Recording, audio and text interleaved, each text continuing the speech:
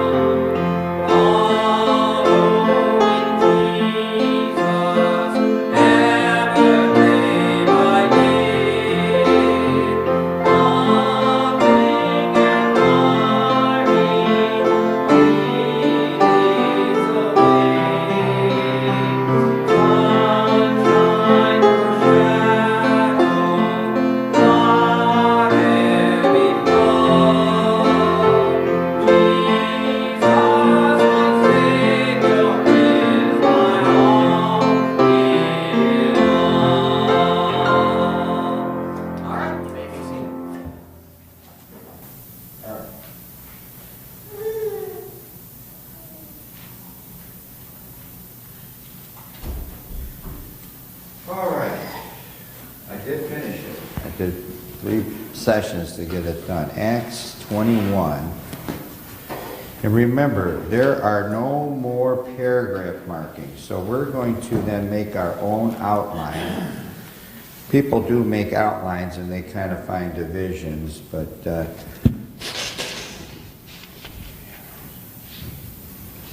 most of them have about a half a dozen. We're going to have 11. And Paul is still traveling around. He's returning from his third missionary journey, and which would be his last. Let's pray and then let's get started and go from there. Father, you would bless the lesson and all that's said and done here today, that we would be glad that we were in the house of the Lord, and whoever comes, Father, that their cup would be filled today. In Christ's name, amen. Oh, this thing is still. There we go. All right, contains 40 verses. It's a fairly long chapter. What are some long chapters in the New Testament? If we were to guess how many verses, where would it be found? Just for fun. 1 Corinthians 15. That's pretty long. It ends in verse 58. About, therefore, my brethren, be steadfast and immovable, right? 58 verses. Is there anything longer than that? New Testament. Luke's got a lot of long chapters in it. I think Matthew has one that's got like 75 verses in it.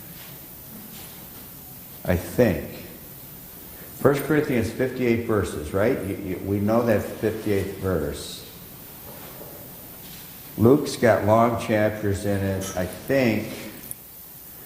John chapter 1, that's got a long one. That ends with the ladder of God. That's verse 51, I think. But I think Matthew has one that has 75 verses in it, I think. Anyway, just for fun. I didn't look it up. I just thought I'd throw it out there just for fun. All right, here is the outline that we're going to do. It begins here, we're going to have all our words. After it came to pass, after we had gotten them, had launched, we came with a straight course unto Coos, and the day following unto Rhodes, and from thence unto Patara, and so on. So our first point will be, it'll be verses 1 through 15, will be the return of Paul. as he's returning. And some of this is going to overlap. Then along the way, he meets Christians. In verse 4, in finding disciples, so the refreshing of Paul, they were still meeting along the way, and he's visiting people that he probably already knew. And so it would be refreshing to see these people, the refreshing of Paul on the way. And in verse 4, he's told not to go up. So our third point is the rebuke of Paul. He is rebuked there. Verses 11 through 14, he's also warned again about the binding of his hands and so on, not to go. So I call that the rebuke given Paul. In verse 15, as we look there, after those days we took up our carriages. By the way, what is carriages? We'll get to that. Does your center columns? You learned that. That is right. What would we say a carriage is? We took up a cart, a carriage, a horse and buggy, but it's luggage. Yeah, so I looked that up. It does say that in the lexicon. It's luggage. It's your bag, your handbag, of what you stored your stuff in. All right, verse 15 through 17 is they go to Jerusalem. They were received gladly. So the reception given Paul, he's given a reception when he arrives.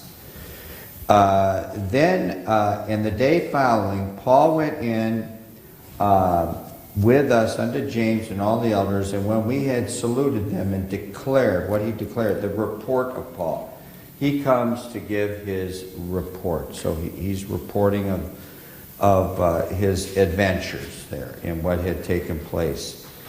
In verse 20, when they heard it, they glorified the Lord. So the response, similar to the reception, the response that's given Paul. So they respond, yes, sir. What is that little mark next to 17 and also 37? A little mark. Yes, it's not a paragraph. It looks like a paragraph in this Bible. 17 and what verse? 37. 37. I don't have it. It's like a little, Let me see what you got. a lowercase g. That and 37. Yeah, what are your... Oh, you know what? It's like a paragraph mark. Well, that is. That is a paragraph marking. In that Bible. In this Bible. Yeah. Those are paragraph markings. Now, these paragraph markings in Acts 20, you have 1, 2, you have 3, but we had more than 3 points. So it's the paragraph markings this author put in. Or this author. In other words, that publisher, that whoever did that edition. Okay? Those are not the paragraph markings that they put in the 1611. All right? So they put them in there. If you have a commentary in your Bible, they'll divide it out.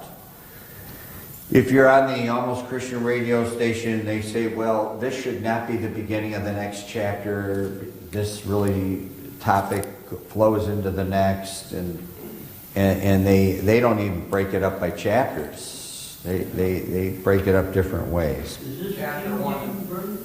Yeah, that I would assume it is. Well, let's see what this front of it says.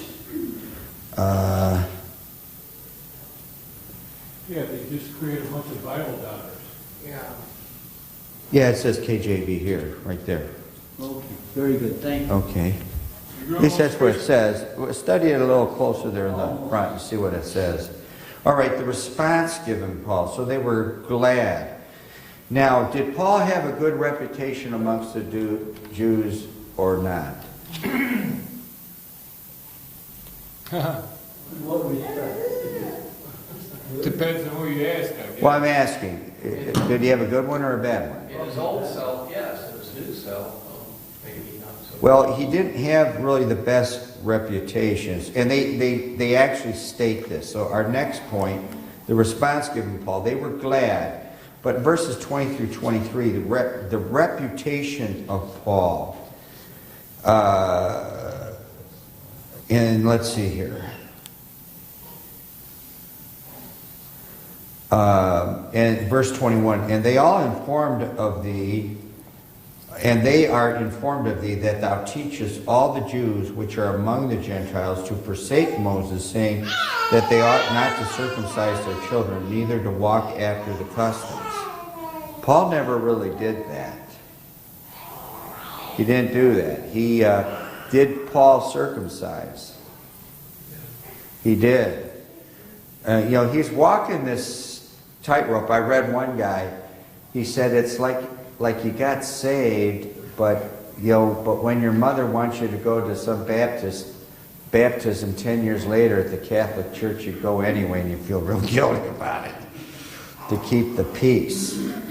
And they likened it unto that. But Paul had a good conscience. So the reputation of Paul was that he was stamping out and telling people not to do any of these things, which isn't really quite true. Then we go from there to the reasoning. Yes? He was doing that, but he was doing that to Gentiles, not to the Jews. Well, the Jews were already circumcised. So But they were saying he was telling the Jews. not to circumcise their children. and to forsake the law of Moses. We'll get to that later. We'll get to that. Is to forsake the entire law of Moses. What are parts of the law of Moses? Yeah, so he didn't say don't do the 10 Commandments. Should we do the commandments? But they don't say. The whole thing is that he would say it's not wrong to do the 10 Commandments. It's wrong to say it saves. That's where you draw the line there. It's kind of like one illustration I read is this. Should you eat pork? Do you eat pork? You do. But is it healthy for you? They say so. So who's the hog ranchers say? If you ate it for breakfast, lunch, supper, it's probably not good for you. He didn't say don't eat it. He said it by not eating it won't save you. But you should eat it because it's probably not healthy for you. All right? So you respect the... Fish and beef. Pardon? You use fish and beef. It depends on the fish. It depends on the fish. And it depends on all of that. And then we could point to those that don't eat any meat at all and say, well, in the millennium it's going to be like it was before Genesis 9, and there'll be only vegetables and so on. But we'll get to that. Now the reasoning of Paul. So he has this reputation that he's stamping out the law of Moses and so on, which is not true. There's only half-truths to that. So that's his reputation. It's the wrong reputation. But it is we get a reputation. It doesn't necessarily mean it's the truth. But that was his reputation. That's what they heard. And then the reasoning of Paul, it says, do therefore this that we say to thee. We have 4 men which have a vow upon them. Now, it shows in these 9 years that he has been gone, nothing happened in Jerusalem. They were still doing this, keeping the law, abstaining from these meats, abstaining from fornication, all this kind of stuff. And the reasoning of Paul was to go forward and to appease these Jews was to do what? Why did he go along with all this? What would have been Paul's reason to go along with it? That he made, right, you go to, and where would you go for those verses? Somewhere. In 1 Corinthians chapter 9, right, where he becomes what? All things to all men. All right, so the reasoning of Paul is, well, I may as well try to win these people. And the restriction of Paul, in other words, the restriction that was given in the Jerusalem Council in Acts 15 was still the same. As touching the Gentiles which believe, we have written and concluded that they observe no such thing, save only that they keep themselves from things offered to idols, and from blood, and from strangled, and from fornication. Now, you know, this thing, not to eat blood, how did the Jews do it? When they kill their... They hang the animal upside down. They drain them. Well, now I butchered out, we butchered out animals. We butchered out, I didn't butcher out chickens. Starla saw that and fainted. She knocked her face in the pavement. I'm just glad she didn't knock her teeth out. She had they had to dial 911. She was, did you transport her by an ambulance? No. Oh, you took her in, but she smashed her face up. But we would hang up rabbits and do that. We would drain them. If you don't do it, the meat won't be white. If you hit them, we would break their necks. If you hit them behind the neck to break their neck, if you beat them, if you hit it, it bruises it, and it gets dark. The meat gets dark because all the meat on a rabbit is white meat. White meat. But even if you kill the beef, even the way the Gentiles do it, you would think that a lot of that blood drains out. I don't know. But they would drain that blood. The restriction of Paul, this is what was set up originally, and they never moved off of that. The resistance. All right, after they take Paul and they arrest him, they lay hands on him. Verses 27 through 30. Is the resistance given Paul. So this is the man that is really upsetting the apple cart, which was really only half-truths. And then our last one, verse 31 through 40, is the rescue of Paul. They rescued him. And by the way, did he keep the vow? Here's another one I read. He didn't keep the vow just in case he was going to break or go against his own conscience. He didn't keep the vow. He got rescued in time, meaning one way to solve this problem that Paul has is that the Lord intervened and by providence stopped him from doing it so he wouldn't do it. So he could keep the vow. And so he was stopped from doing it. He did not perform it in the end, the rescue of Paul. But the Gentiles obviously here rescued him.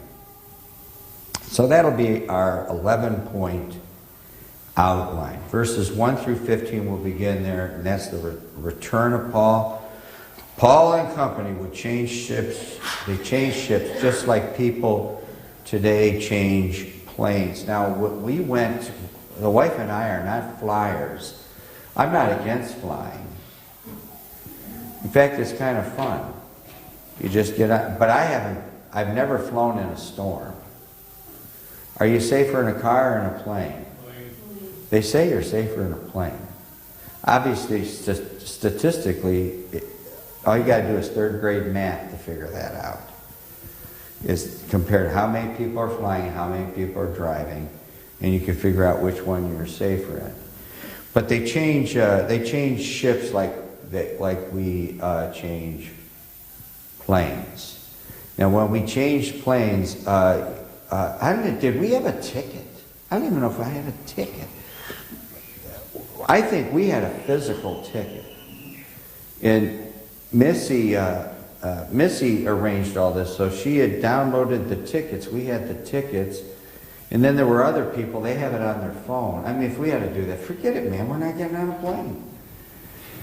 And I guess for some people it's really easy. You know, you had to go through, not customs, we had to go through that TSA. Is it TSA? Yeah. Find out if I'm toting a gun, you know, and or a knife, and so on. Huh? Or a bottle of shampoo. Or a bottle of shampoo, yeah. And so on. And but they make connections the same way. The only thing that makes it really not fun is the hassle getting on the plane. You know, it only takes a few to make it a hassle for everybody else. Isn't that the way it always works? It only takes a few to mess it up for everybody else. So the return of Paul, he changes ships like people change planes today. I wonder, is it the same way on getting on a train? Because the wife and I are thinking about taking a train trip here in a year or two. It's getting to be that way. It's getting to be that way. Can't even get on a You don't want to train. there, Yeah. you don't want to ride Amtrak anyway. You don't? Travel by bus, they don't do nothing. Yeah, Oh, take- on a bus you don't. You're yeah, not take worried like about Grand it. Trailway, you'll be all right. No, just as long as they don't change drivers en route. You You gotta know, while the make it. bus is moving. They have done that, where they change the driver while the bus is rolling, and they have a tremendous accident later on. Verse 1. All right, they go from here. Acts 21. And so we could map this out. They go from Miletus in verse 1. Oh, well, they're in Miletus in Acts 20, verse 15. This is where they are. I'm just trying to, Miletus. They're in Acts 20, verse 15, Miletus, and they go to this Coos in Acts 21, verse 1. From Coos to Rhodes. If you go back into your maps and look at it, there's probably some spiritual thing we can connect in there, but I can't find one. They go to Miletus to this and this Coos is not given on the map, so it's got to be one of these islands. From Coos to Rhodes. And then one of them had this, the seventh wonder of the ancient world. I think it's at Rhodes, where they have this bronze statue. It's 100 and some feet tall, 110 feet tall, and to get through the strait to get in there, you have to go under it, I believe, to get there. All right, from Coos to Rhodes. Coos, it's an island in the Aegean Sea. Rhodes is a large Greek island. From Rhodes to Patara. Patara is the coastal port, southern Asia Minor. All right, verse 2. Over unto Phenicia.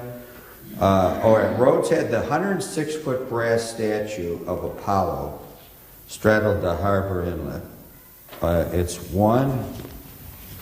Boy, and I can tell just how tired I am when I have to go over these things to spell things. One is spelled this way, O-N.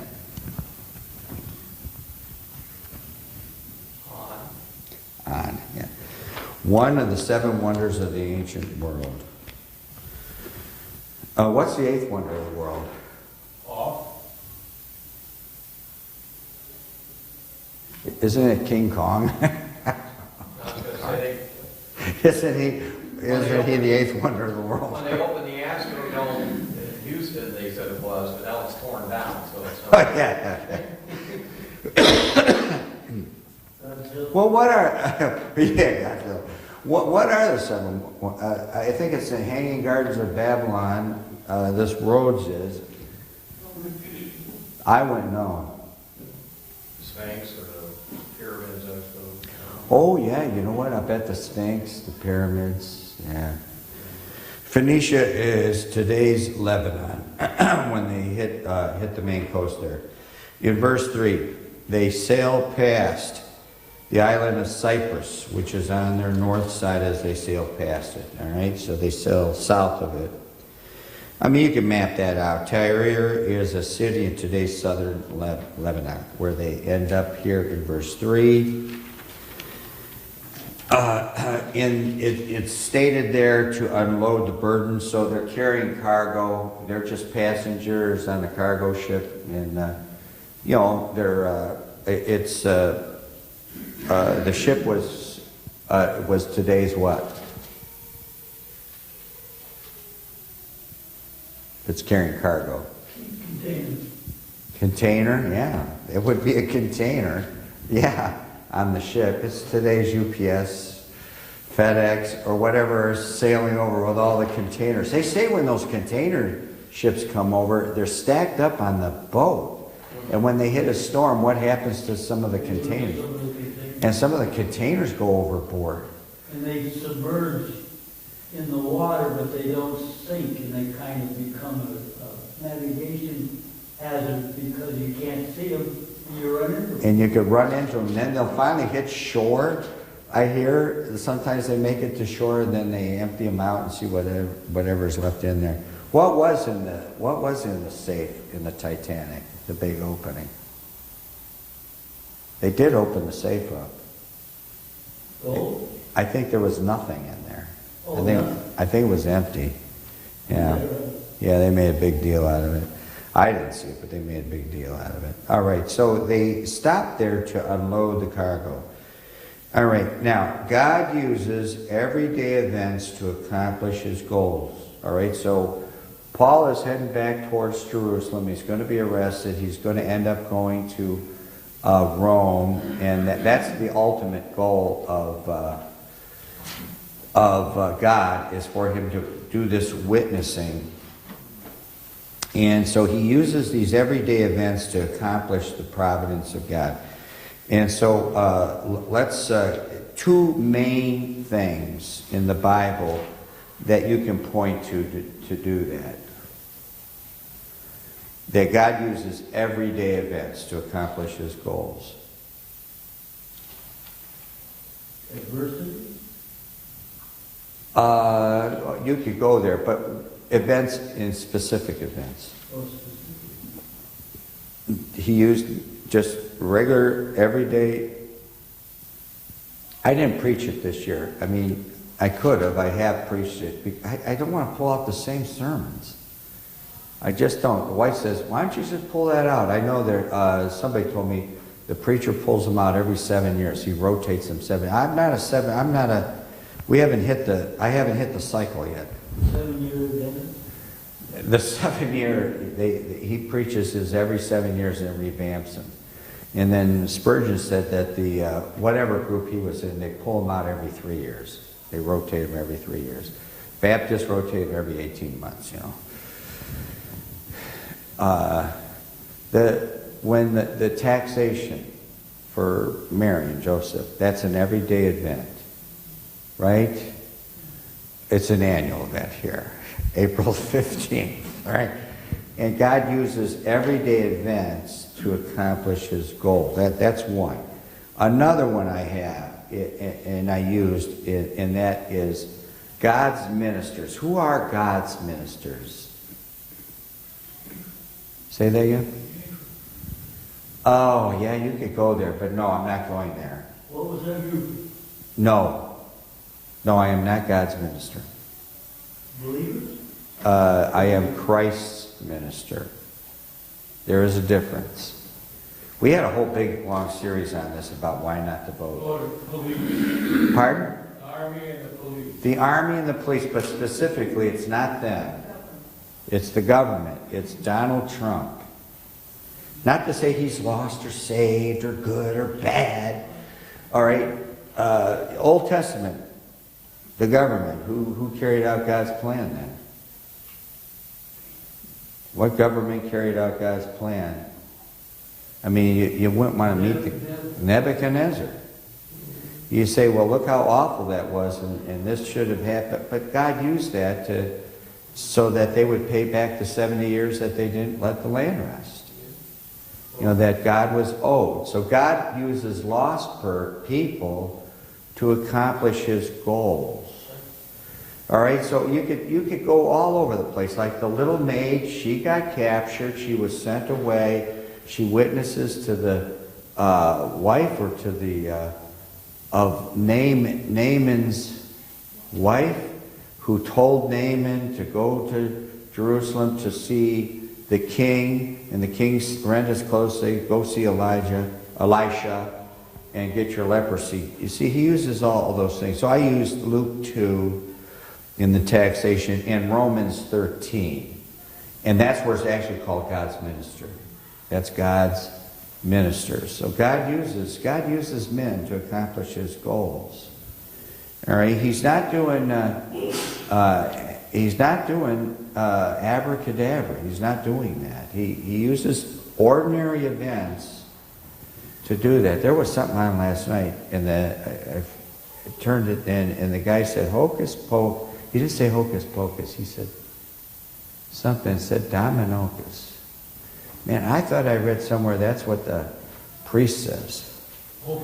Hocus pocus dominocus, right? That's yeah. And that's what the magician does, and that's what the priest does when he does his magic trick. Though not saved, they are ministers of God, but not ministers of Christ. And there is a difference. There is a difference. All right. We're still on this traveling. Verse 7. When we had finished our course from Tyre, we came to Ptolemais, which saluted the brethren and abode with them one day. So they go from there one to the other, and then they go from there, verse 8, to Cæsarea, and then verse 15 from Cæsarea to Jerusalem. Cæsarea, they're pretty close. That's when they pick up the carriages. They're probably not going by boat anymore. One said they went from Ptolemais to Cæsarea by land, but you could still sail there. But from Cæsarea to Jerusalem, you're going to have to go. It's the over the land trail. You're going to have to, and it doesn't say how they got there. When we read the carriages, we assume they're riding in a cart, but we don't know. They could have hooked it, and they were accustomed to that. All right, number 2, the refreshing of Paul. All right, the refreshing of Paul, verses 4 and 5, 7 and through 14.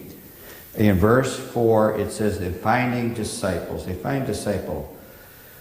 And it's probably a church that Paul had started, and where they were meeting, it doesn't say.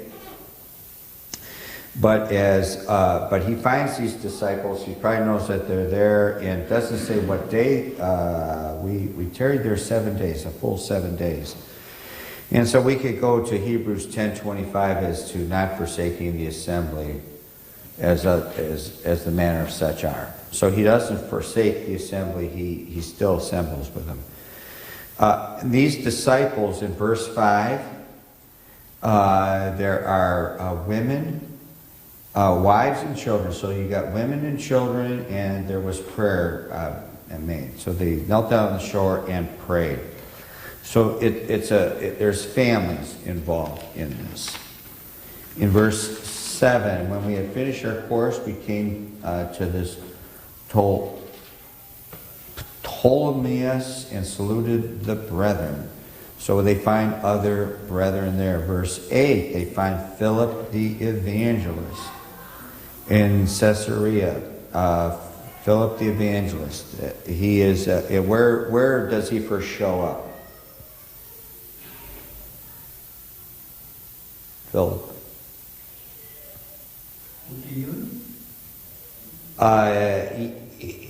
He's there, but not first. Where does he first show up? Before the eunuch. Acts chapter what? Remember the Greeks and they were having a big war over the food distribution. Man, people have issues, man. They were having an issue over that. That one was favored over another, and the apostles were involved in it. And then what did they do? Anybody remember what they did? Pardon? Yeah, that's where it doesn't say the word deacon, but we assume they are deacons. That's where they elect the first ones, and that's Acts chapter 6, verse 5 is where he shows up. Acts 8 is he's one of the 7 deacons, but Acts 8 is where he goes out, he witnesses, he's dispersed with the rest of them, witnessing.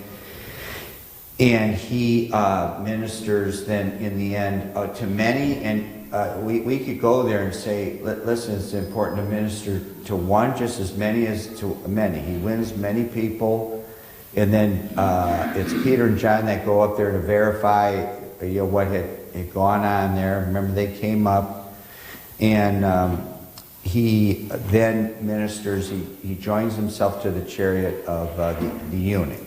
In Acts chapter 8. He is, and it says here, he is the evangelist. Where would you find that office listed?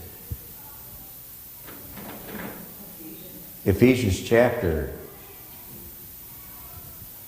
not 7, not chapter 7. Chapter 4. There is no chapter 7. Right? Okay. So there's 4 offices. Chapter 4, 4 offices that are given. And verses 11 through 12, and he gave some apostles, some prophets, and some evangelists, and some pastors and teachers. All right, I'm not an evangelist, but I am to evangelize. That's part of the office. So anytime anybody ever calls me, and there are people that call me, and they're like rabid dogs. I gotta get out there and witness. I just don't feel, I don't feel the burden to do that because I'm not an evangelist. I'm to evangelize, but I'm not an evangelist. Ones that want to do that, and I mean, they are like rabid dogs about it. I meet them once in a while, but that's their calling. God gave them that calling. All right, the evangelist. He was given to, notice here, they enter into the house of the evangelist, and they stayed with him. Was one of the 7, they stayed with him. So he is given to hospitality. In Titus, Paul talks about that, and that is one of the gifts. One of the gifts. And it's not the gifts that are found in 1 Corinthians 12. Where are the other gifts given? 1 Corinthians 12. And there's a clue to that when I would say 1 Corinthians 12. Romans 12. Romans 12, go there. That's one easy way to figure it out. Romans 12, if you go there, and these gifts are listed, and Romans 12, 13 is where it's listed. It begins at verse 7. Ministry, teaching, exhorting, giving, ruling, mercy, and so on. Distributing to the necessity of the saints, given to hospitality. And that is, I would list that as a gift. Titus 1, verse 8. And he's talking about the bishop there, which would be the preacher, but a lover of hospitality. Lover of good men, sober, just, holy, temperate. A lover of hospitality. So Philip was given to hospitality. He had that gift. And, as far as doing the work of an evangelist, go to 2 Timothy. 2 Timothy, speaking of Paul's final days, and it's a letter, this private letter to Timothy, preacher. Verse 5, 2 Peter 4:5. But watch thou in all things, endure afflictions, do the work of an evangelist, make full proof of thy ministry, an evangelist. All right. Now, in verse 9, he had 4 daughters. 4 daughters. And let's see, 1 Corinthians 11, go there. I have that written down here. 1 Corinthians 11:5.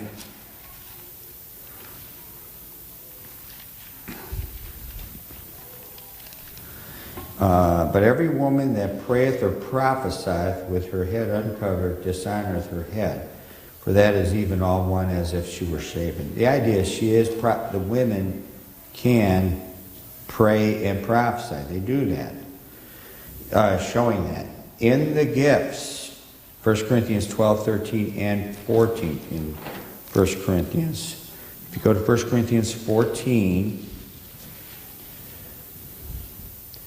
34 through 40. Let your women keep silence in the churches, for it is not permitted unto them to speak. But they are commanded to be under obedience, as also saith the Lord. What are they to be in silence about? And when and where? I mean, you know, you could say, well, there's a snack in the back. Well, she spoke, you know. What is she to be in silence about? Say that? Tongues. Specifically prophesying, tongues. Here, specifically tongues. It's not that she can't do it. It says you can't do it in the church. In the church. And so it's restricted. It can't be done in the assembly. Only men can speak in tongues in the assembly. 1 Corinthians 14:2. For he that speaketh in an unknown tongue speaketh not unto men, but unto God. For no man understandeth him. Howbeit in the Spirit he speaketh mysteries. How would a woman argue, well, that doesn't mean that in verse 2? Because I'll have them do that with me. As soon as service is over, as soon as something, they'll come up and hit me with that. They'll say that the men and man means men and women, both. That's what they'll do. Well, here we're going to say only men speak in tongues in the assembly, and comparing that with verse 34, meaning she is unable to do that in the church. It doesn't mean she can't do it. She can't do it in the church. Prophets are men, 1 Corinthians 14:29. Let the prophet speak 2 or 3. Let the other judge. All right, so it's done orderly and so on. And notice it says prophets, meaning men. Prophetess, that is a Bible word, are women. Miriam would be one. Deborah is one. This Huldah, I think she was in the college with this Huldah. She is one. A prophetess. All right, different from a prophet. All right. So they could do it. They could do it in their house. They could do it on the street corner. By the way, if you drive through Bedford, I don't know what you see out there. I don't know who these people are. There's a couple of black women I saw. I don't know if it was this summer or the summer before. They'll sit up there near the Civil War monuments up there right on the sidewalk on Broadway in the park chair. They have like a shop, not a shopping cart, but like that old shopping basket that they would drag around. 2 wheels on it? With 2 wheels on it, that kind. It looks like it's full of tracts. Now, I assume they could be Jehovah's Witnesses, but they may not be Jehovah's Witnesses. I don't know what they are. But they could be witnessing out there. That's perfectly legal to do. And prophesy and so on. Verse 10. And as we tarried there many days, there came down from Judæa a certain prophet. Notice a prophet, not a prophetess, named Agabus. He was a prophet. Acts 11:28. And by the way, they're going there to Jerusalem was most likely to bring this gift that was given because of Agabus here. There stood up one of them named Agabus, signified by the Spirit that there should be great dearth throughout all the world, which came to pass in the days of Claudius Caesar. All right, so they took up this offering to bring it. All right, so Agabus was a prophet. We're going to stop here. We are about 10 minutes to the hour, and we'll pick this up here in verse 11 next week. Father, bless now the preaching, the Christ's name. Amen.